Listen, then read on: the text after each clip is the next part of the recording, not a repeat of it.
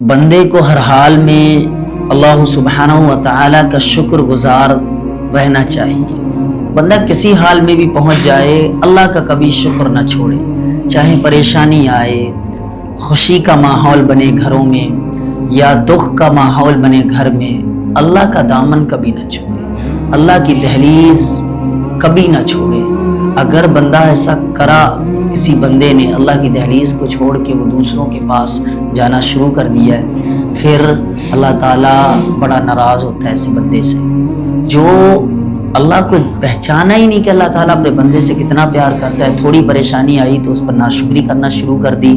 اللہ فرماتا ہے فَاذْكُرُونِي أَذْكُرْكُمْ وَاشْكُرُوا لِي وَلَا تَكْفُرُونِ۔ لوگوں تم میری یاد کرو، تم مجھے یاد کیا کرو، میرا ذکر کیا کرو، میں تمہارا ذکر کروں گا، میرا حق مانا کرو، مجھے شکر کیا کرو، جھٹلایا نہ کرو، میری نافرمانی نہ کیا کرو۔ یہ قرآن فرماتا ہے اللہ تعالیٰ اگر میرا شکر کرو گے تو میں بڑھا کے دوں گا۔ پھر قرآن میں دوسری آیت میں فرماتا ہے اللہ سبحانہ و تعالی لَإِن شَكَرْتُمْ لَأَزِيدَنَّكُمْ وَلَئِن كَفَرْتُمْ إِنَّ عَذَابِي لَشَدِيدٌ۔ اللہ فرماتا ہے لوگوں تم شکر کرو، تم میرا شکر کرو، میری نعمتوں پر، میری نعمتوں کا خوب بڑا چڑھا کے چرچا کرو، میری نعمت جو آئی ہے آپ پر۔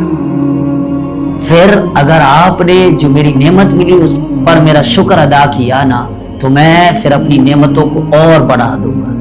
فرمایا لَأَزِيدَنَّكُمْ اور بڑھا کے دوں گا، وَلَئِن كَفَرْتُمْ اگر میری نعمت ملی اس کا چرچا نہ، اس پر کوئی صرف میں کرتا رہوں، ہمیشہ مجھے ایسا ملا، میں نے کیا تب یہ مجھے حاصل ہوا، تو اللہ فرماتا ہے اگر نافرمانی کی نا، میری ناشکری کی کسی نعمت پر، فرمایا ان عذابی لشدید، میرا بڑا سخت عذاب، بڑا سخت عذاب ہے، بڑی سخت سزا ہے ایسے بندے کے لیے۔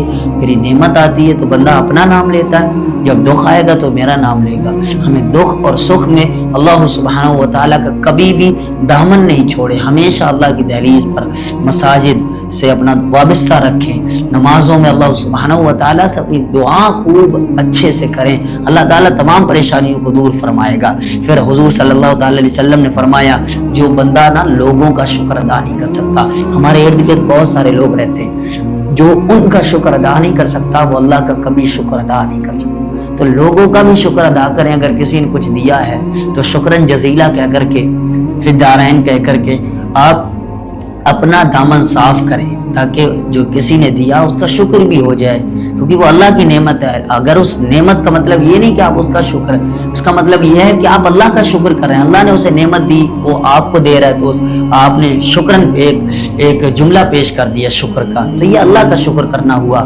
فرمایا یہ ابو داؤد میں حدیث موجود ہے، ترمذی میں بھی حدیث موجود ہے۔ پھر ایک حدیث میں حضور صلی اللہ تعالی علیہ وسلم فرماتے ہیں کہ اللہ تعالیٰ اس بندے کو پسند فرماتا ہے جو کھانے کے بعد الحمدللہ کہے اور پانی پینے کے بعد بھی الحمدللہ کہے۔ مسلم کی حدیث ہے، کھانے کے بعد الحمدللہ کہے اور پینے کے بعد الحمدللہ کہے، اللہ تعالیٰ اس بندے کو پسند فرماتا ہے، کیونکہ شکر ہے، اللہ نے پانی دیا، کھانا دیا، کپڑے دیے، جو ملا تو شکرن جزیلا، مالک تیرا شکر ہے ہر حال میں، چاہے دکھ آئے چاہے سکھ آئے، تیرا شکر ہے ہر حال میں۔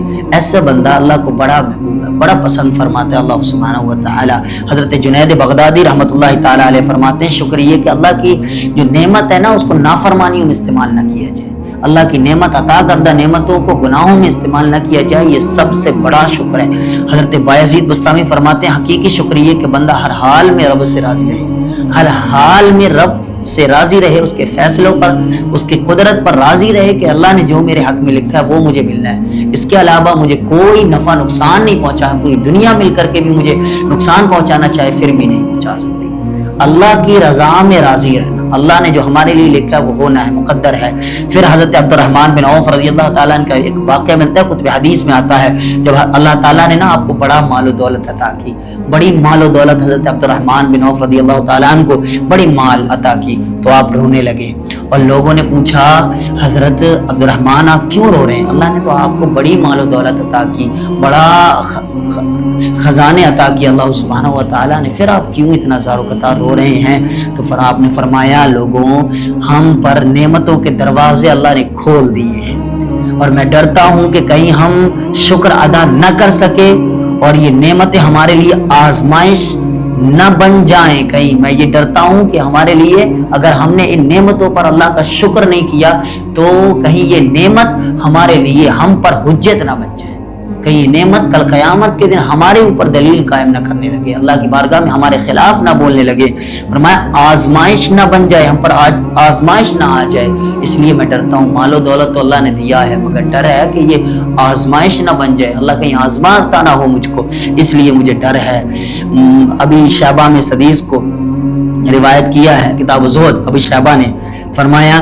پھر ایک واقعہ اور حضور صلی اللہ تعالی وسلم کا ملتا ہے, یہ امام غزالی نے بھی اس کو روایت کیا ہے اور ریاض الصالحین میں حدیث کی کتاب امام نووی کی انہوں نے بھی ذکر کیا ہے. فرماتے ہیں حضرت عطا رضی اللہ تعالیٰ سے مروی ہے کہ ہم نے حضرت عائشہ رضی اللہ تعالیٰ عنہ کی خدمت میں, عنہا کی خدمت میں حاضر ہو کے نا پوچھا, عرض کی اماں ہمیں نا ایسی حدیث بتا دیں, ایسی کوئی بات بتا دیں جو آپ نے حضور سے منفرد سنی ہو, اکیلے سنی ہو, آپ وہ بات بتائیں. کہتے ہیں حضرت اماں عائشہ رضی اللہ تعالیٰ عنہا رو پڑی. فرمایا ایسی کون سی بات ہے جو حضور کی عجیب و غریب نہیں, ہر حال حضور کا, ہر لمحہ ہما وقت حضور علیہ السلام عجیب حال میں رہتے, کوئی ایسی بات نہیں حضور کی جس پہ مجھے رونا نہ آئے. فرمایا ایک رات نا حضور صلی اللہ تعالی وسلم میرے بستر پر تشریف لائے, کہتے ہیں لحاف اوڑا اور کہتی ہے کہ میرے جسم سے ان کا جسم مس ٹچ ہو رہا تھا. فرماتے ہیں پھر کہنے لگے اے ابو بکر کی بیٹی ایک بات بتاؤ, تم مجھے اجازت دو کہ میں رب کی عبادت کروں.